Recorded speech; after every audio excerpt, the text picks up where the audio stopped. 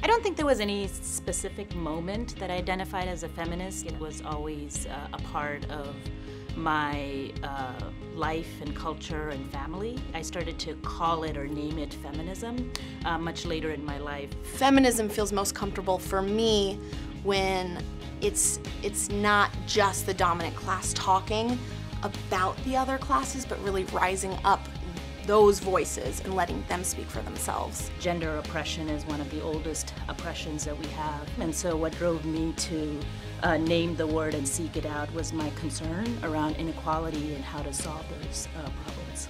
When I go throughout my day, I really try to align my politics using an intersectional feminist lens, which means that I make decisions on, is this good for a poor black woman?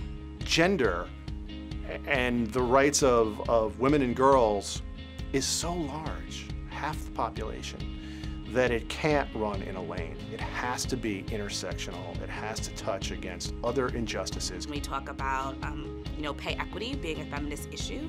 So folks will quote, I think it's like 70 or 70-something cents on a dollar that a woman makes to a man, and then they leave out the fact that there's like 66 cents on the dollar that women of color are making. We still have the right to an abortion, but do we have access to an abortion? And do we have access to contraception? Do we have access to reproductive health services? Do we have access to comprehensive sexuality education? And again, if we look at who doesn't have access, you'll find disproportionately women of color who don't have access. It meant for some people, that's not us. So men could say, we're not part of that.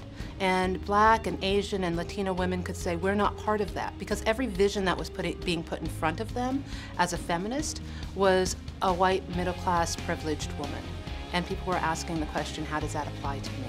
The feminist values that I want to raise Sarah with are an understanding that every single person is equal, no matter what their gender is, what their sex is, what their skin color is, what their religion is, that every person is equal and should be treated equally. And in my mind, that also means that every person needs to have the same opportunities. So I don't know if they always, at the moment, were talking about queer folk. I don't know if they were talking about trans folk, right?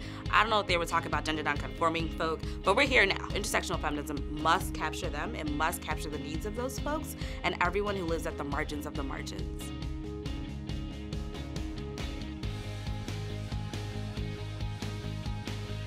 Feminism is the social, economic, and political equality of all genders. All genders. All genders.